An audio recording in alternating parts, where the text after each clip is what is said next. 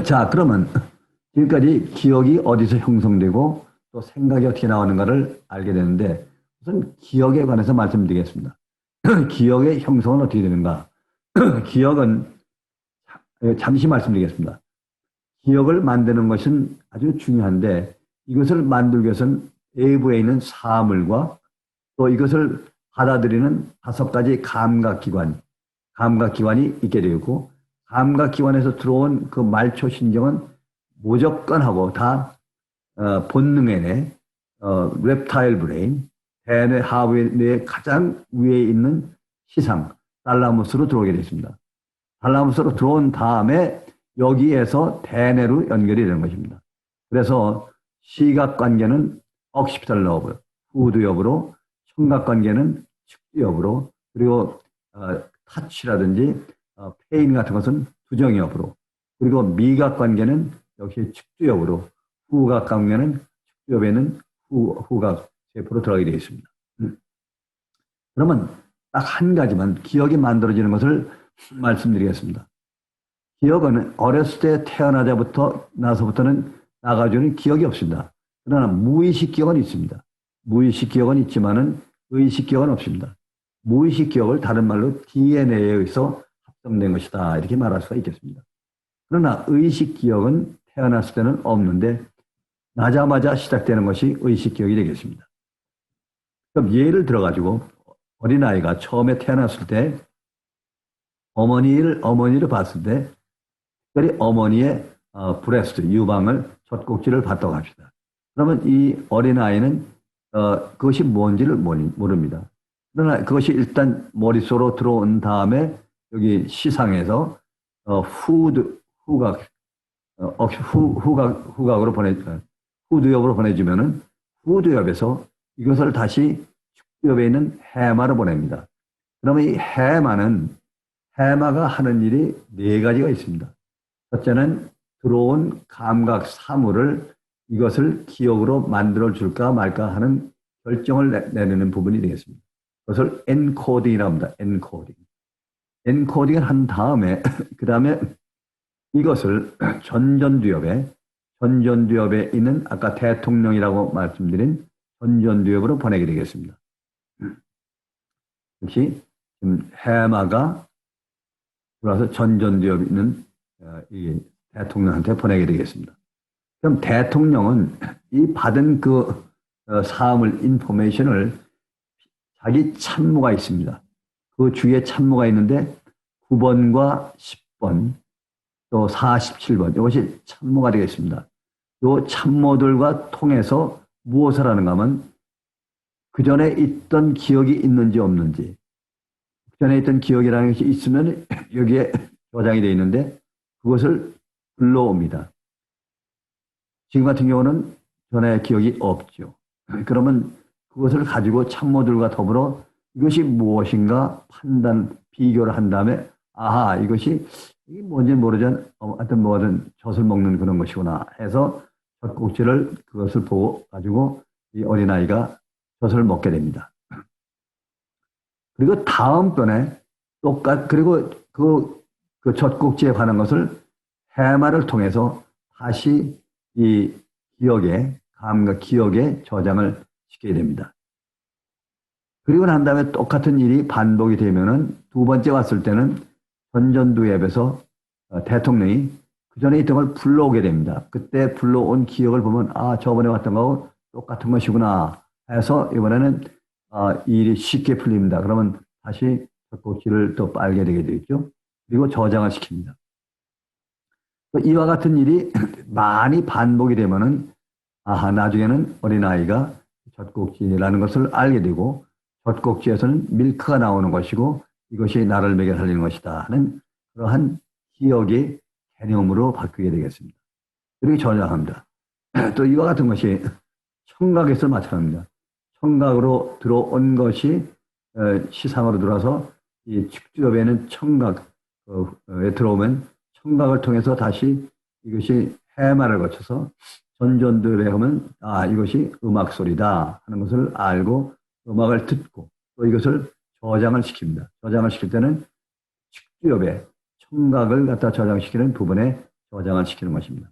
이와 같은 일이 반복이 되고 반복이 되면 나이가 들수록 많은 기억이 이 뒤에 쌓입니다. 전두엽은 기억을 만드는 일을 하고 기억을 가지고 실행을 하고 활동을 하는 일을 하지만은 결코 저장하지는 않습니다. 저장하는 것은 반드시 감각의 뇌가 되겠습니다. 그러면 이와 같은 것이 반복이 되고 반복이 돼서 마지막에는 이 머릿속에 엄청난 양의 기억이 들어오게 됐습니다. 더 한 가지 놀라운 것은 기억을 어떻게 드러내면 이제는 말을 통해서 말을 하면은 귀로 듣고 눈으로 보고 또 만져보고 말을 통해서 들어온 것이 입체적으로 들어오면 어디냐면 이 감각의 뇌 가운데 머니캐스 에어리아 말을 받아들이는 말을 듣는 그러한 청각 센터가 있습니다. 그 청각 센터에서 받은 다음에 이것을 여기서 다시 앞에 있는 이 전전두엽에 보내게 됩니다. 전전두엽은 이것을 받아가지고 이게 무슨 말을 했구나 하는 것을 안 다음에 그에 대한 대답을 운동 영역, 브로카스 에어리에 시키면은 운동으로 말을 대답을 합니다. 그리고 그 대답한 이 얘기는 다시 백업해서 저장을 시켜야 되는 것입니다. 저장을 할 때 무한전 저장을 하는 것이 아니고 해마가 필요한 것은 저장시키고 필요 없는 것은 빼버립니다. 언제 하느냐면 밤중에 하게 되어 있습니다. 이것이 우리가 말하는 기억의 형성이 되겠습니다. 자, 이것을 닥터 에델만이 도표로 만드는 것입니다. 보시면은 이 바깥에 많은 사물이 있습니다. 그것을 감각의 세포, 눈이라든지 이런 것들이 받아가지고 그 본 것을 받아들일 때 어디로 들어오냐면 먼저 시상을 통해서 들어옵니다. 시상에서 감각 먼저 보내는 것이 감각의 뇌, 규정엽, 측두엽, 후두엽에 각각 필요한 영역에 보내면은 해마로 다시 가서 해마가 전전두엽으로 보내집니다. 전전두엽에서 이것을 다 완전히 무엇인가를 안 다음에 전두엽, 운동의 뇌를 통해서 전두엽에서 액션, 운동, 활동을 시행을 합니다. 그리고 난 다음에 그것을 다시 백업해서 원래 있는 감각의 뇌에 저장을 시켜주게 되어 있습니다. 그래서 처음에 들어왔을 때 들어오는 것을 우리가 인식이라고 합니다. 인식. 근데 한번 들어왔던 기억은 이것이 뭔지를 알게 됩니다. 좋은 것인지 나쁜 것인지 하는 것을 우리 대뇌 하부에 있는 정선에 있는 뇌가 알게 됩니다. 그래서 정서적으로 감정이 그 안에, 감성이 그 안에 됩니다. 예를 들면은 장미꽃을 만졌는데 장미꽃의 그 가시에 찔렸을 경우에 그러면 장미를 볼 적마다 늘 어떤 지각이 있는가 하면은 장미는 아름답지만은 나를 찔른다 하는 그러한 것을 갖고 있는데 그것을 지각이라고 합니다. 자, 이와 같은 것이 많이 돌게 됩니다. 아까 말씀드린 대로 그 기억을 할 적마다 보면은 감성이 직접 올라와서 작용을 할 수도 있고 아니면 순화된 정서가 와서 어울리게 됩니다. 그래서 만들어진 것이 지각이 많이 모여서 지각의 범주화가 되고 많은 지각이 모였던 것이 개념의 범주라는 게 카테고리죠. 그 같은 것끼리 많이 모이게 되면은 어떠한 개념을 만들어내게 되어 있습니다. 장미면 장미, 또 밀크면 밀크, 어머니는 어머니라고 하는 개념을 만들어내는데 무수한 개념이 만들어지겠죠. 이렇게 만들어진 이것을 우리가 의식의 범주화, conscious, 의식이 있다 이렇게 말하는데 이것을 소위 자가기억이라고 합니다. 또한 이렇게 된 이 기억은 단기 기억으로 되어 있고 이것을 갖다가 바깥으로 꺼냈을 때는 어떤 형태가 되는가 하면은 사진을 찍은 것이 한 장짜리 사진으로 나오게 됩니다. 그래서 싱글 포토 형식으로 나와서 단기 기억이랍니다. 자, 이것은 뭐냐?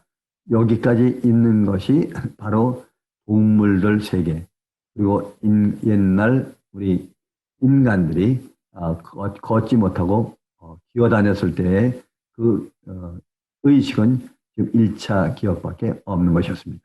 그래서 그러나 어느 순간부터 인간이 말을 하기 시작했습니다.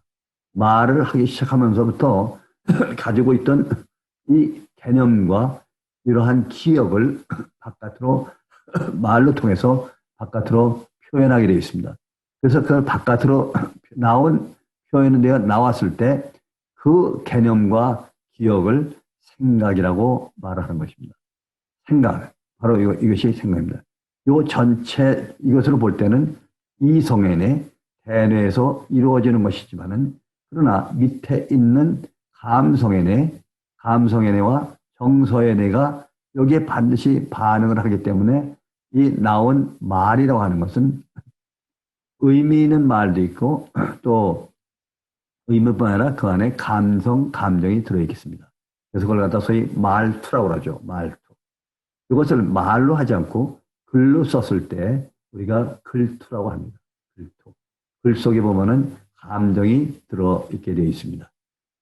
자, 요것이 지금까지 한 것이 에델만이 만들어낸 도표인데 저는 여기서 한 걸음 나아가서 개념에서 한 단계 나아가서 상상과 창의력, 공감, 영감이라고 하는 것이 다음 단계를 만들어 봤습니다. 그래서 개념에다가 어떤 또 의미를 누가 하느냐 이것은 바로 앞에 있는 전전두엽에 있는 대통령이 하는 것입니다. 대통령이 이와 같은 일을 하고 하는 것은 전부 다 하는 거고 나머지 기관에서는 그것을 만들어주는 일을 하는 것입니다. 문장을 만들거나 말을 만들거나 또 이게 여러 가지 만드는 것은 이 감각에 대해서 만들어주고 있는 것입니다. 그것을 대통령이 끌어갔다가 이것을 이용해서 써먹고 다시 저장시키고 해서 이 대통령이라는 것이 그런 것입니다. 그런데 보시면은 상상을 개념에서 또 많은 것을 합했을 때 상상이 생기는 것입니다. 또 이것이 다른 방향으로 한 것이 창의력이 되겠습니다. 이 문학에서는 개념 같은 것을 또 자꾸 반복을 하고 반복해서 말하자면 숙성을 시켰다고 누가 얘기를 하는군요. 하면은 상상이 되고 그 상상이 된 것을 말을 통해서 또 글을 통해서 바깥으로 나왔을 때 문장이 되고 문학이 됩니다. 그것이 바로 생각이라는 것입니다. 생각이라는 것이 결국 생각이라는 것이 이 전체 뇌 기억과 이 사이에 있는 전체인데 이 전체가 한마디로 말하면 마음이 되겠습니다. 이것이 마음입니다. 그래서 마음이 감정적인 것으로 많이 치우쳤을 때 그때는 어떤 반응이 생기느냐? 뇌간에서 뇌하수체 이런 것들이 나오기 때문에 가슴이 뛰게 되겠죠. 그래서 하트라고 하는 표현을 하게 되겠습니다. 또 이 마음 가운데서도 이렇게 상상이나 이런 말을 할 때 시상하부에 있는 것, 욕망이나 욕구가 강하게 나왔을 때 그때 보면은 상당히 생각하는 것이 그쪽 방향으로 많이 끌려가게 되어 있습니다. 지금까지 말씀드린 것이 대개 어떻게 만들어지는가 하는 것을 냈는데 이걸 도표로 보시면은 앞에 46번, 47번, 10번 인지기능의 뇌가 인지기능의 뇌고 이것은 운동기능의 뇌고 이것은 기억, 창출, 저장하는 부분이 되겠고 이거는 감성의 뇌가 되겠고 이것이 바로 정서의 뇌가 되는데 이것을 컨트롤하는 것이 바로 이 대통령이 되겠습니다. 이 말씀드린 46번 이 대통령은 이 기억을 만들고 보내고 하는 일을 하는데 이것을 갖다가 소위 워킹 메모리라고 합니다. 워킹 메모리. 이것이 뇌의 전반적인 다가 될 수 있어요. 그리고 이 46번은 뭘 하는가 하면 임펄스 컨트롤, 충동 억제 기능을 갖고 있습니다. 그래서 이 밑에 감성에서 올라오는 무지막지한 감성, 성욕, 색욕, 식욕 이런 것들 올라왔을 때 이것을 컨트롤 해줍니다. 임펄스 컨트롤 해주는 것이 바로 이 임펄스 컨트롤에 앉았을 때 사람이 미투 운동이 생긴다든지 무슨 강간, 살인 같은 것이 생기게 되겠죠. 근데 이것이 잘 컨트롤이 잘 됐을 때 정서가 만들어지면서 문학이 생겨날 수 있고 도덕이 생겨날 수 있고 그리고 윤리 같은 것이 생겨날 수가 있는 것입니다. 또 마찬가지로 음악이 생겨날 수 있고 정서 기능이 문학으로 표현되게 되겠죠. 이것을 갖다가 에델만의 의식, 무의식 기억을 갖다가 설명하는 것이 되겠습니다. 거듭 말씀드리지만은 이 감성애네, 그리고 편도체, 그것은 완전히 무의식 기억입니다. 베살갱그리아, 소뇌, 무의식 기억입니다. 그리고 이 대상 피질부터 올라가면서부터는 의식 기억이 됩니다. 이 대상 피질은 의식 기억과 무의식 기억이 만나서 중화되는 부분이 되는 것이 되겠습니다. 완충이 돼. 그리고 완전히 의식 기억만 있는 것을 갖다가 이성애뇌가 되겠습니다. 그래서 이성애뇌, 이것만 주로 위주로 됐을 때, 주로 위주로 됐을 때 나오는 그것이 이성적인, 이성적인, 서사적인, 좀 냉정한 그릇이 되겠습니다. 반대로 이 위에서 대뇌에서 활동할 때 만들어진 말이나 이런 글 같은 것이 이 밑에는 정서애뇌나 감성애뇌, 특히 감성애뇌에 엄청난 영향을 받았을 때 그때 만들어지는 상상, 정의, 말은 다분히 감성적이기 때문에 그것을 우리가 서정적이라고 말하겠죠. 서정적이다.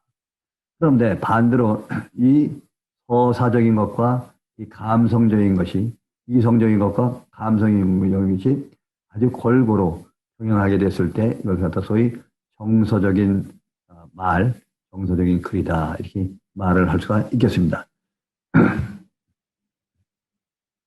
지금까지 말씀드린 것이 에델만의 기억에서 생각까지 이루어진 그것을 제가 여러분에게 설명을 드렸습니다. 그러면 지금 아시다시피 개념에서 창의, 상상, 영감 이것이 말을 통해서 나왔을 때 생각으로 우리가 생각을 합니다. 생각인데 이렇게 되면은 이때 나온 이 기억과 감각, 개념은 장기 기억으로 바뀝니다. 장기 기억은 과거, 현재, 미래가 있는 기억이 되겠습니다. 그리고 화면으로 치면은 연속 화면, 비디오 같은 연속 화면이 되겠습니다. 단기 기억은 단지 한 장짜리 그 사진이 불과합니다. 그리고 과거도 없고 미래도 없고 오로지 현재만 있는 결과가 되겠습니다. 여러분들이 보십시오. 동물을 보시면은 동물들은 생각을 하지 못하는 것 같습니다. 왜? 단요 상태이기 때문에.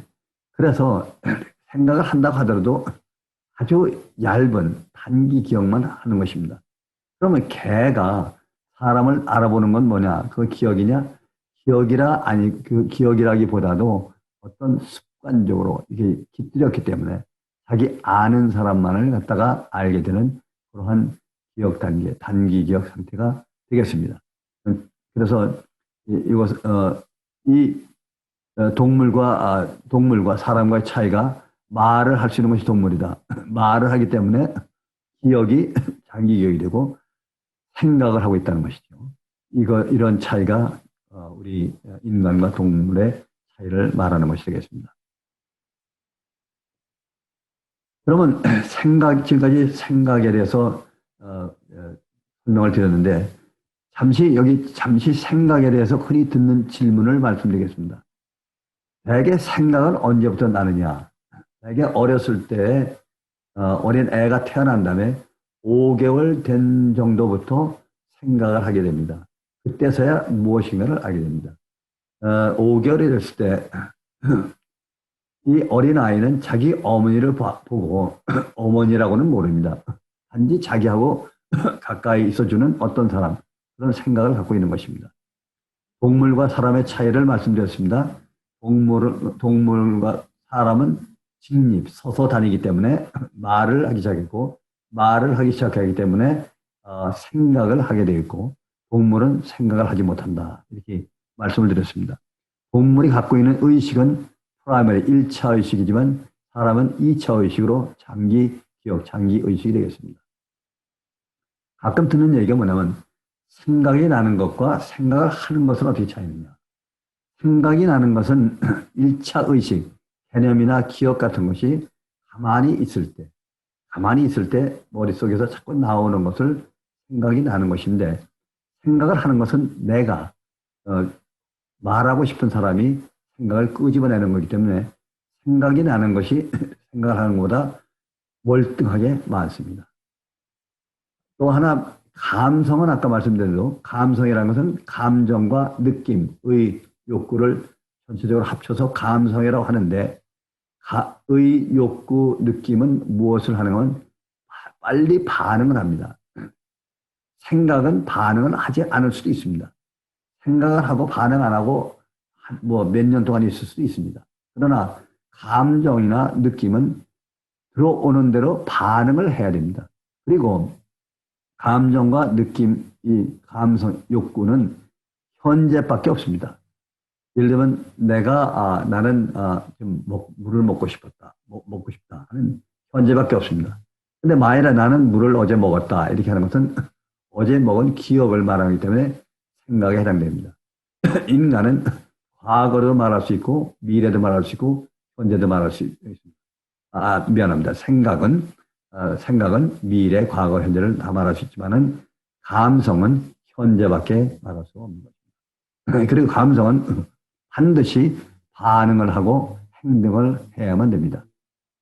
그래서 반응과 행동이 반복될 때 저희 가서 에모셔널 서큐트가 돌아갔을 때 사람의 뚜껑이 열린다든지 엄청난 일이 벌어지게 됐습니다.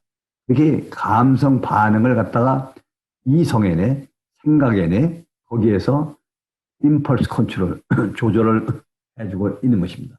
그래서 거기 때 생겨나오는 것이 더 고차적으로 발달된 정서가 되겠습니다. 정서에서 도덕 윤리가 나오고 문학이 나온다고 그랬습니다. 아까 말씀드린 서정적인 것은 감성의 것이 많은 것이고 이성적인 것은 위에 있는 이성의 생각이 많은 것일 뿐입니다. 그러면 감성과 이성의 싸움이 붙었다 할 때 누가 더 세인가 하는 문제가 있는데 이성보다 감성이 훨씬 강합니다. 결국 감성이 이깁니다. 감성이 끝까지 가게 되면 이성이 이길 수가 없습니다. 다른 질문 하나는 의식과 무의식. 아까 설명드렸죠. 의식과 무의식. 의식은 태어나서 대뇌에서 만들어지는 기억이 의식이고 무의식은 태어나기 전에 만들어진 것. 그리고 의식으로 만들어진 것 가운데 많이 훈련되어 있어서 예를 들면 근육이나 이런 데 저장되어 있는 것을 무의식 기억이라 합니다. 예를 들면 피아노를 오랫동안 치게 되면은 피아노는 무의식적으로 손이 가게 되게 되어 있습니다. 그걸 소위 무의식 기억이라고 하죠. 또 하나 듣는 얘기는 잠과 꿈, 의식 변화, 잠재 의식인데 잠을 잘 때는 의식이 없어집니다. 그리고 꿈이라고 하는 것은 잠을 자는 동안에 생기는 어떤 의식의 변화랄까 이렇게 말할 수 있습니다만은 잠을 자고 있는 동안은 완전히 의식이 없어집니다. 그럼 왜 없어지느냐 하면은 대뇌 하부에 내에 뇌관이라고 있는데 뇌관에 보면은 Reticular Activating System이라는 것이 있습니다.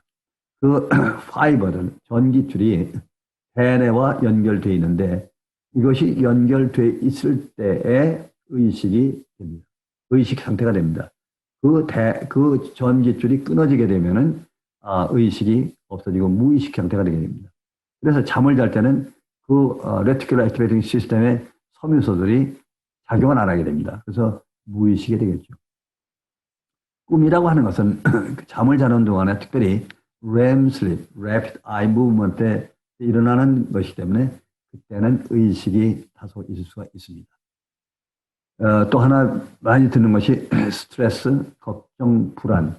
걱정은 생각에서 오는 것이고 불안은 정서에서 오는 것이고 스트레스는 반응을 말하는 것입니다. 반응에 대한 레스폰스가 되겠습니다. 또 너와 나는 어떻게 다르냐.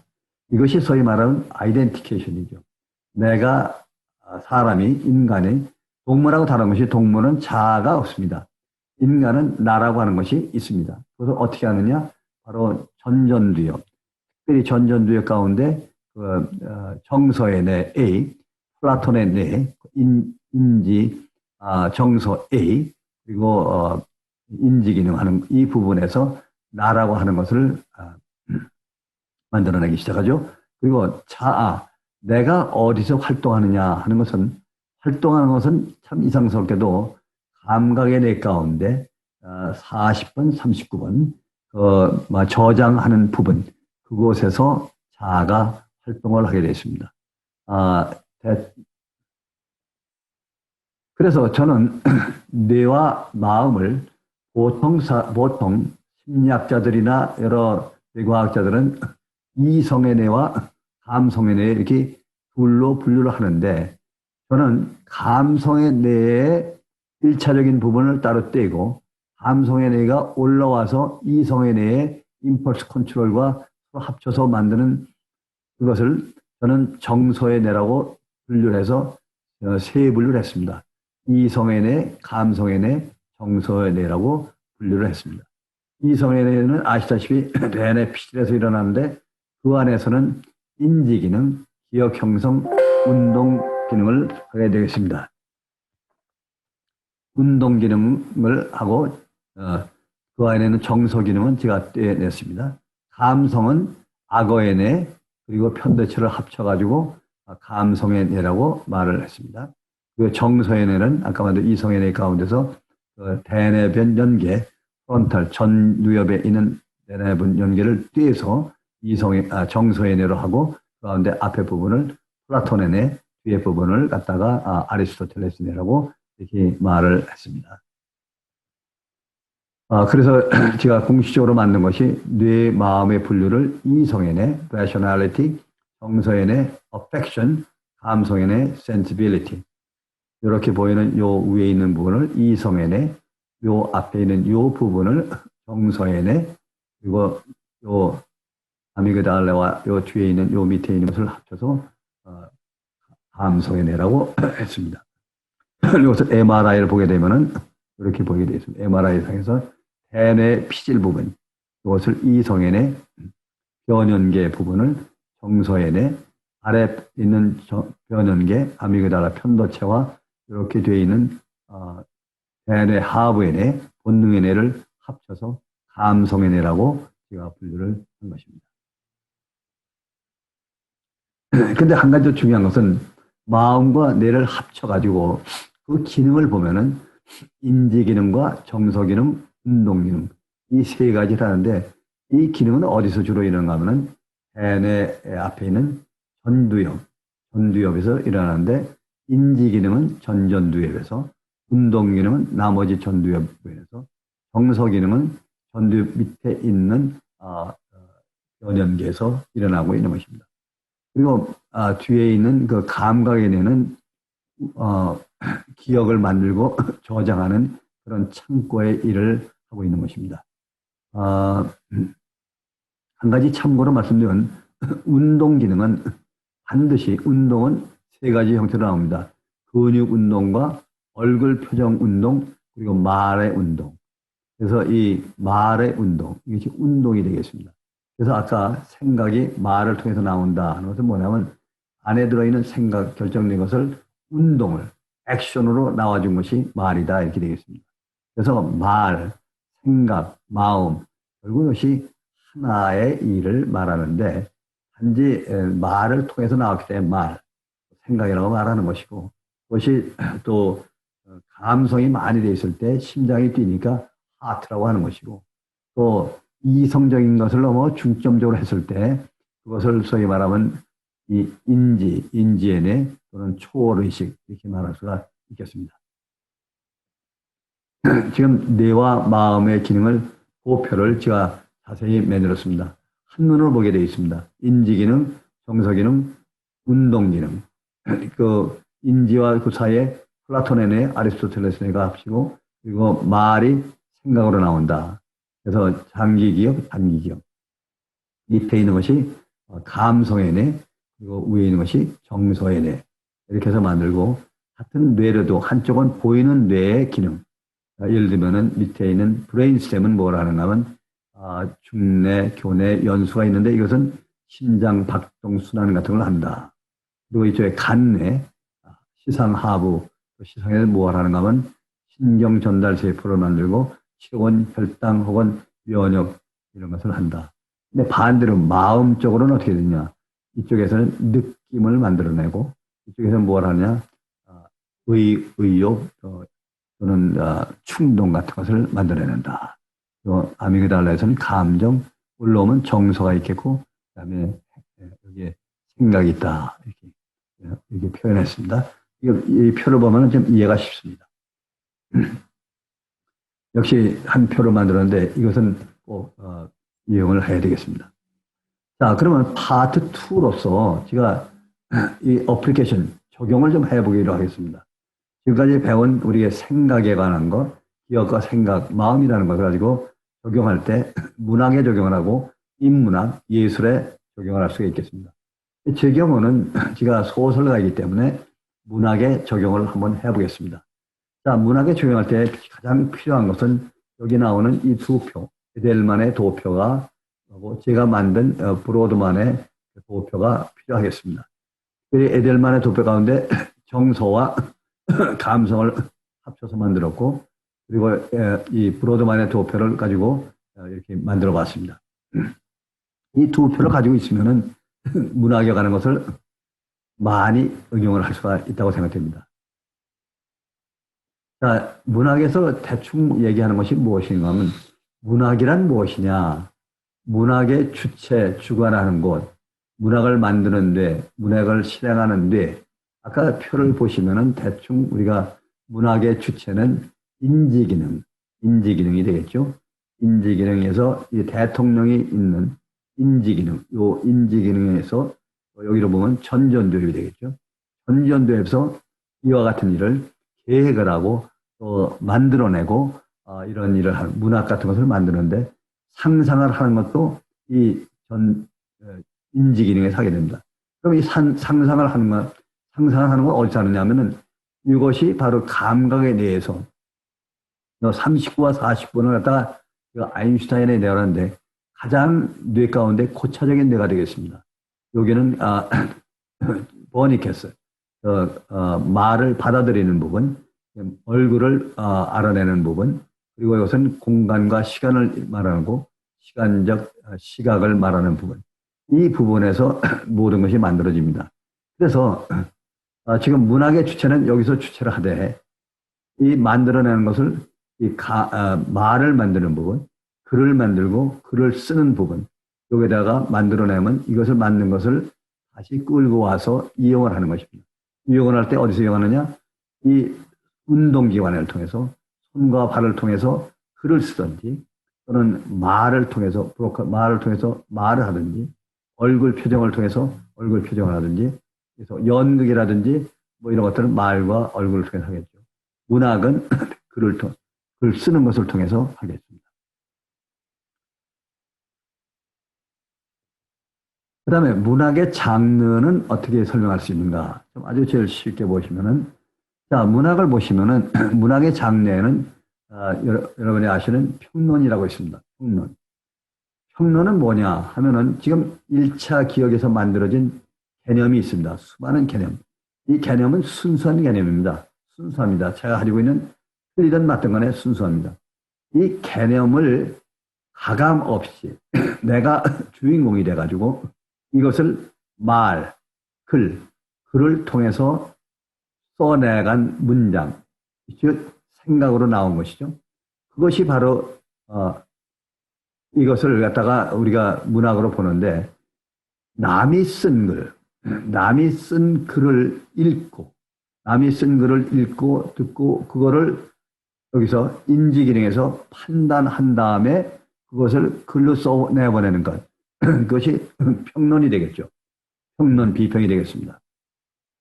반대로 수필이라고 하는 것은 내 머릿속에는 개념을 말로다가 가감없이 말로 표현해서 나온 글이 수필이 되겠습니다. 그러나 반대로 시와 소설은 상상력을 통해서 쓰게 됩니다. 상상력을 통해서 쓰는데 이 상상력을 통해서 쓴 것이 나온 것이 시와 소설이 되겠습니다. 시와 소설의 다른 점은 무엇이냐? 상상력 가운데 서사적인 상상력이 많이 들어있는 것이 소설이 되겠고, 서사적인 것보다는 감성적인 것이 많이 들어있을 때 시가 될 것 같습니다. 그리고 뭐 다른 또 이유는 있겠죠. 그리고 희곡이라는 건 역시 소설에 마찬가지겠습니다. 지금 이렇게 수필의 문학의 장르를 구별할 수가 있겠습니다.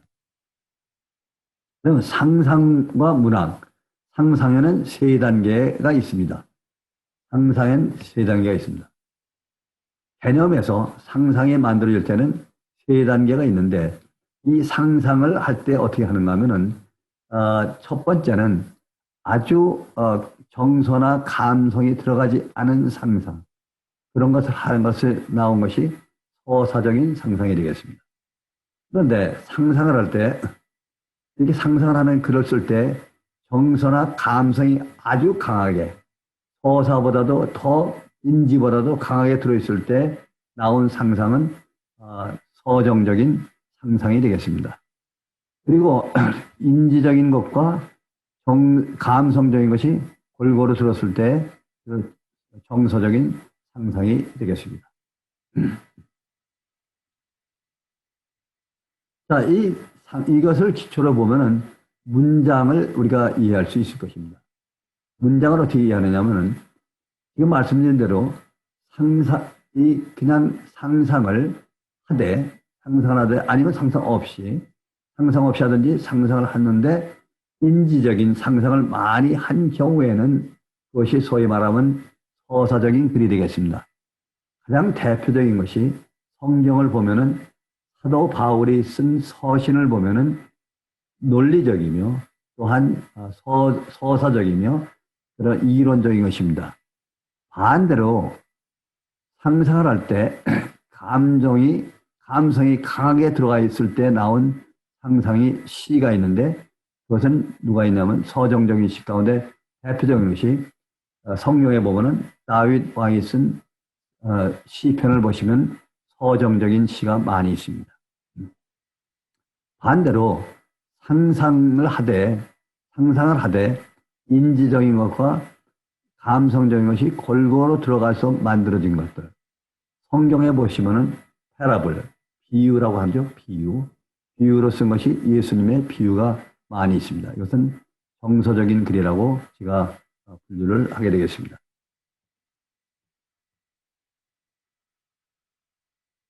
그럼 감정이입이란 또 말이 많이 나오는데 객관적 상관물이 무엇이냐? T.S. 엘리오트가 감정이입이란 말을 많이 썼고 객관적 상관물을 많이 썼는데 이것은 다른 것이 아니고 정서의 기능을 하는 부분에 아리스토텔레스 내라고 있다고 그랬습니다. 이것이 아리스토텔레스 내입니다. 이것이 여기는 이성과 감성이 골고루 합쳐지는 부분이고 이것이 대상필입니다. 요 아리스토텔레스 내에서 문학이 만들어집니다.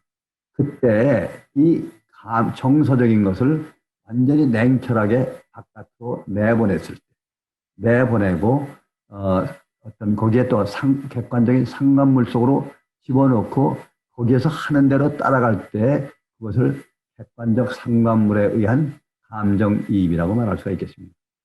그러나 보면은 너와 나가 서로 감정이입이 됐을 때 그런 경우를 우리가 심파시, 공명이라고 하죠. 보통 제가 볼 때는 그렇게 설명하는 것이 좋겠습니다. 말과 그런 이성적, 감성적 영향을 얼마나 받는가? 아까 말씀드린 것처럼 50%의 이성적, 감성적 영향을 받는데 감성적 영향을 더 많이 받는 경우가 서정적이 되겠고 이성적인 기능이 많이 받는 경우가 서사적인 경우가 되겠죠. 사물과 관념이라고 하는 것을 많이 합니다. 사물이라고 하는 것은 이것은 이 바깥에 있는 것이 사물입니다.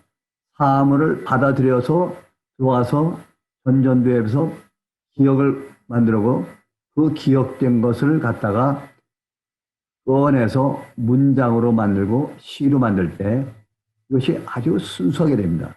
그리 감성이 강하게 들어오기 때문에 소위 말해서 감성적인 시 또는 서사적인 시, 사물시가 되겠습니다. 사물적인 시. 그러나 반대로 이미 만들어져 있는 개념이라고 하는 것은 이미 공고화된 개념이기 때문에 이것을 끄집어냈을 때 대부분의 경우는 관념적이고 정신적인 글이 되기 때문에 관념적인 글이다 이렇게 말을 하는 것입니다. 1차 의식과 2차 의식 아까 말씀드렸습니다만은 이 앞에 있는 부분 1차 의식 이것은 여기서 나오는 그 의식이 나왔을 때 그것을 글로다 썼을 때 상당히 난해한 글이 됩니다. 이렇게 상상이나 이렇게 연그러져서 나오는 글보다 이 개념화된 것이 그대로 나오는 글은 굉장히 난해한 글이 되고 이해하기가 쉽지 않습니다. 그래서 1차 의식에 의한 기, 그다음에 2차 의식에 의한 글이 장기 기억에 의한 것이 되겠죠. 이것은 아주 마치 영화를 보는 듯이 선명하게 우리가 알아둘 수가 있는 것이죠. 지금 단기 기억과 장기 기억을 말씀드렸고 여기 하나 심파시 그다음에 컴패션. 심파시라는 것은 어떠한 것을 아까 감정이입을 해서 바깥으로 나갔을 때 화자와 독자가 그 내용에 대해서 일치했을 때 그 일치하는 것이 어디서 일치하느냐? 그것을 일치하는 것은 바로 인지 기능의 뇌죠. 인지에 대해서 이해가 돼. 맞아. 이해했을 때 그것을 갖다 일치하는 걸 갖다 심파시. 심파시. 동감이라고 하죠. 동감을 할 때 그때 아울러서 감정이 같이 나오는 것입니다. 그래서 같은 감정이 됐을 때 동감. 그래서 너와 나가 하나가 되는 것이 되겠죠. 그 다음에 컴패션이란 무엇이냐, 연민이란 무엇이냐. 심파시는 그저 동감을 하는 상태. 그걸 말하는데, 연민이라고 하는 것은 동감한 것을 지나쳐서 운동, 액션으로 나가는 경우. 액션을 하는 경우에, 아까 말씀드린 대로, 보시면 인지 기능에서 이해를, 공감해. 내 것이 같아. 공감을 한 다음에, 그거를 액션, 행동으로 나갈 때, 근육으로 나갈 때, 팔다리를 움직여서 나가든지 말을 하든지 얼굴 표정을 하든지 그때 그걸 갖다 연민이라고 합니다. 예를 들면은 공감을 할 때 너무 감격스러우게 되면은 눈물을 흘립니다. 얼굴을 찡그리 울면서 눈물을 흘리고 그리고 팔로 감싸고 끌어안습니다. 그리고 말로 흘리킵니다. 운동을 하는 거죠. 같은 심파스라도 운동이 동반되어 있는 경우를 연민, 컴패션이라고 말을 하는 것입니다. 그리고 reality and possibility, verisimilitude라는 말을 많이 씁니다. 사실적이다, 개연성이다, 또 핍진성이다 하는 말을 갖다 하는데 이것은 참 중요한 문학 용어가 되겠습니다. 보시면은 우리 이 에델만의 도표를 보시면 개념과 상상, 영감이 됩니다. 개념에서 발달된 것이 상상이나 창의인데 이 발달시킨 것을 갖다 말이나 글로 만들어서 바깥에 냈을 때 그것이 100% 증명이 되는 경우 그거는 창이라고 하고 과학이라고 합니다. 전기를 갖다가 만들어서 보니까 나왔다. 그럼 창이, 과학이 됩니다. 그러나 상상은 뭐냐? 이렇게 상상해서 나온 것을 말이나 글, 생각으로 바깥으로 표현해냈는데 과학적으로 증명이 되질 않아요. 이건 맞지는 않지만은 화자와 독자가 서로 심파시, 공감을 하게 됩니다. 공감을 하는 경우에 그런 경우를 갖다가 소위 말해서 심파시, 공감하는 경우에 그걸 갖다가 리얼리티, 여러 사람이 공감할 때 리얼리티가 있다. 또 possibility, 개연성이 있다. verisimilitude, 그러니까 서로 인성이 있다. 그렇기 때문에 문학으로 성립이 된다. 근데 리얼리티도 없고 possibility도 없고 또 베리시밀리티도 없는 경우를 갖다 공상이 되겠죠. 허망한 공상이 되겠습니다. 아까 존재와 자아에 대해서 말했는데 존재라는 것은 뇌 속에는 뉴런이 있다고 그랬습니다. 뉴런은 한 번 생기면은 평생 죽지 않습니다. 죽을 때 죽는 것입니다. 물론 중간에 도태돼서 없어지는 뉴런도 많이 있습니다만은 더 재생은 안 됩니다. 그렇기 때문에 한 번 태어난 뉴런이 평생 간다 이런 뜻입니다. 반대로 적혈구는 120일을 살다가 죽고 다시 또 태어납니다. 백혈구는 역시 2주 살다 또 태어납니다. 다른 것은 죽고 살고를 반복하지만은 뇌에 있는 뉴런은 죽고 사는 것을 반복하지 않고 태어납니다.